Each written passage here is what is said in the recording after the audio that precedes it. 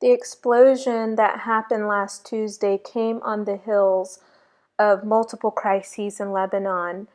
You have an economic crisis going on where we saw millions across the nation take to the streets last September to protest against a corrupt 40-plus year political system.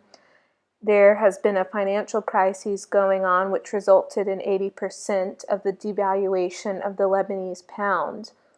430,000 Lebanese have lost their jobs in recent months. That's 32% of the workforce. And it's predicted that 1 in 5 of the Lebanese people will be jobless before the end of the year. That's about 1 million people. You have bank restrictions where people can't take money out of their bank accounts, their hard earned money from their checking and savings and CD accounts and all various types of bank accounts. And 50% of the nation is in poverty. And then you had Corona happen, which started the surge of the nation going into lockdown. And last week there was another lockdown happening after the original lockdown in March. All of these things have affected Lebanon before the explosion last week. So, if I may, I just want to give a quick background of how Lebanon came to be in this messed up, complicated situation that it is. I'm by no means an expert in this. I would need to go and read some more on the history of the nation, but just to give you a quick synopsis. Uh, Lebanon's heyday was in the 1960s, 70s. They were colonized by France and they got their freedom from Syria. They were known as Greater Syria for so many years, but when they were colonized by France, France in a way said, if you modernize, open up to the West, we'll give you independence. And so that's what happened. When Lebanon got their independence and they were so happy to open up to the West, to American ideals, they began to open up to those ideals. And so you had development come in up and down the Mediterranean coast in Lebanon. You had hotels and resorts being built. America, Britain, France were really investing in the nation. You had a city tram system being built. It was known as the Paris of the Orient, the Switzerland of the Middle East. People came from Europe and from other parts of the Middle East to ski in the winter, to holiday on the beach in the summer. Lebanon is not some poor, dilapidated country. It is, in my opinion, one of the most beautiful countries in the world. It's got some of the best skiing that the world can offer. Uh, a German friend says to me, it's not quite as big as the Swiss Alps, but someone from South Carolina, uh, being from South Carolina, they look like the Swiss Alps to me. It's an amazing, beautiful terrain. There's no desert here. It's got the terrain of Colorado, some of the best hiking and mountains that the Middle East has. But anyways, in 1975, a civil war started in the nation, and it lasted that way for 15 years. That caused, by the time of that civil war ending, and Lebanon was anxious to get that ended by the end of the 80s and 90s, to them signing deals and treaties to get it ended, and it became a very complicated country from then on. The Speaker of the House has to be Shia, Muslim. The president of the country is a Christian, and the prime minister has to be Sunni Muslim.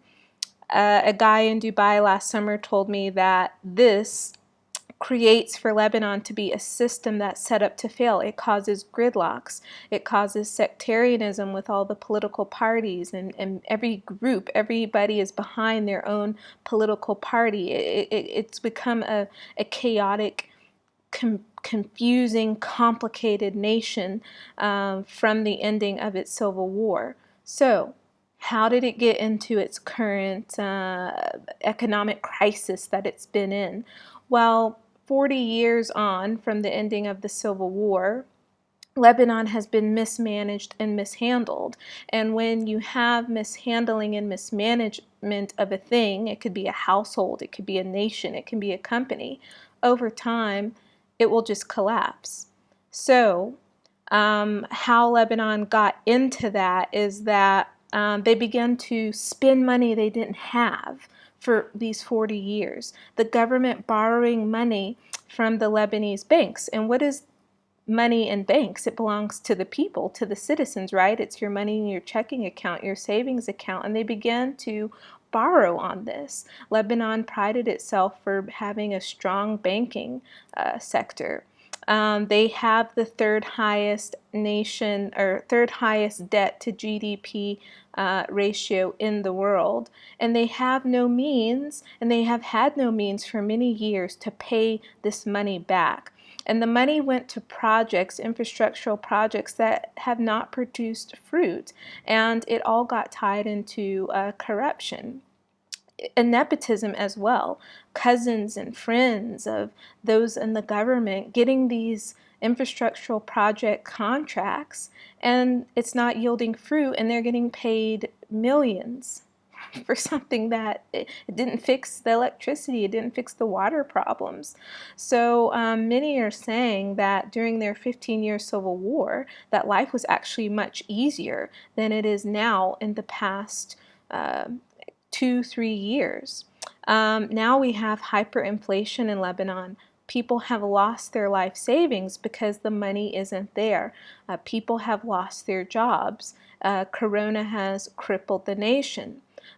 This year in May, Lebanon was the income of Lebanon was 4.8 trillion Lebanese pounds.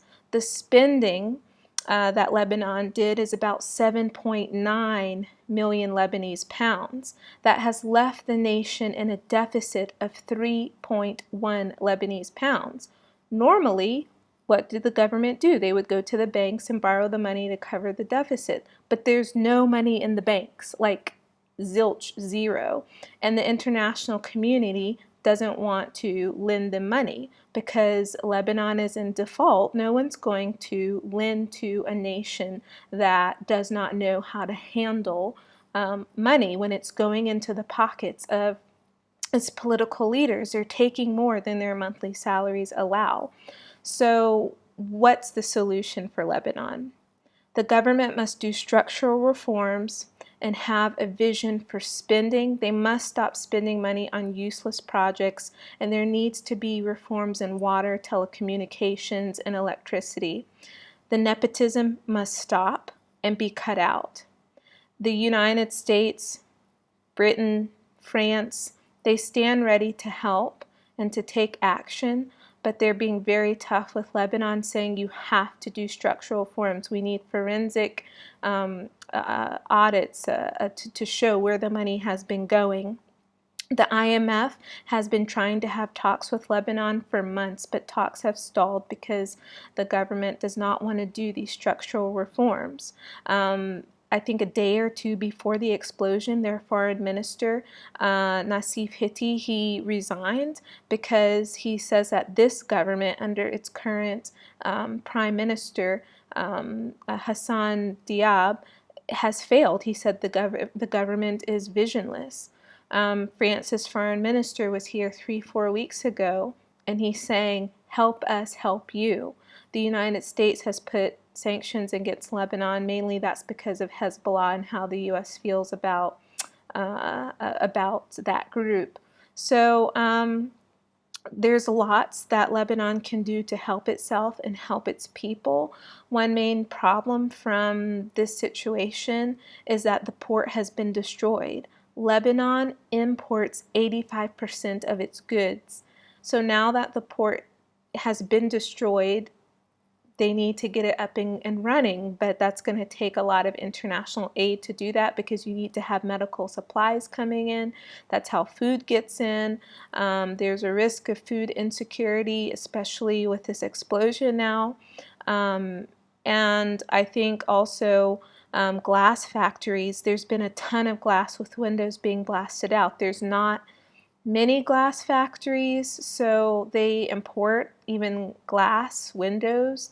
Um, yeah, it's a very complicated place, but I don't think it's a hopeless place with the Lebanese getting their act together and doing structural reforms, and with prayer and people changing their hearts, turning towards Jesus, but just even getting their act together would do a lot in saving the nation.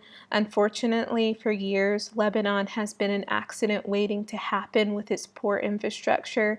They have faulty electricity. They don't have like a FEMA or a readiness government system department to handle emergencies.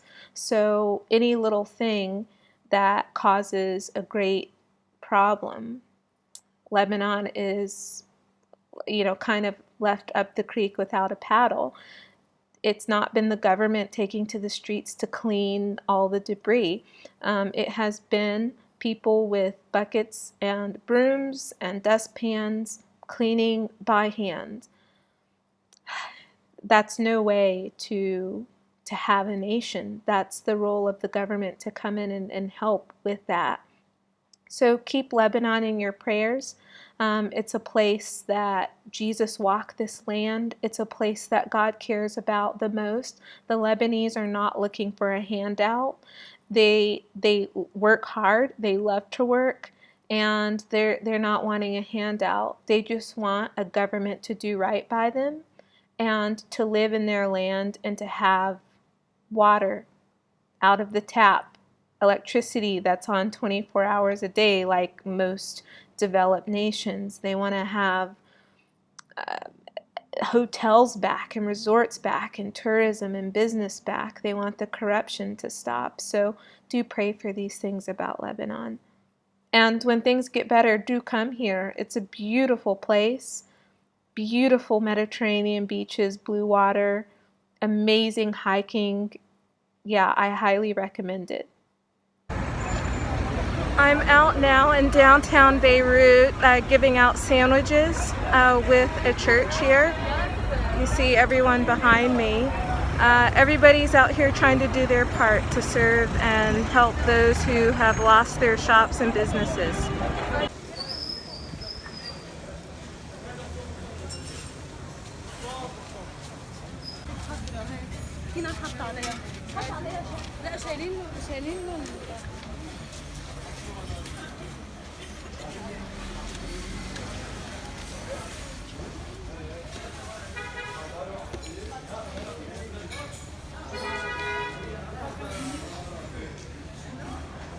So I'm here today downtown Beirut in the Jumeirah area. It's like 5 Points in Charleston, and we've just given out sandwiches and juice and water. I'm here serving with RC Church, and we're going to go now with shovels and brooms and start helping people clean. There's a lot of people now out here. The heart of Beirut, the heart of the Lebanese are here to serve their country. There's Americans out here. There's people from Europe. Everyone is here to serve and help. So it's an honor. Please keep the city of Beirut in your prayers.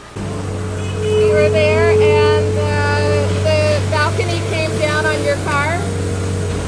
I don't know what came down on my car. I don't care about my car. We were there, and we were able to get out, and that's it.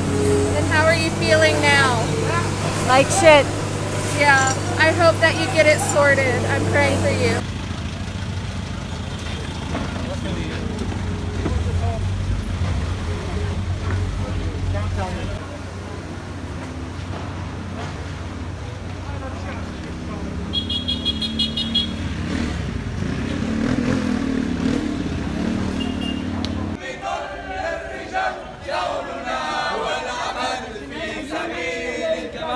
كلنا للوطن للعلا للعلن كلنا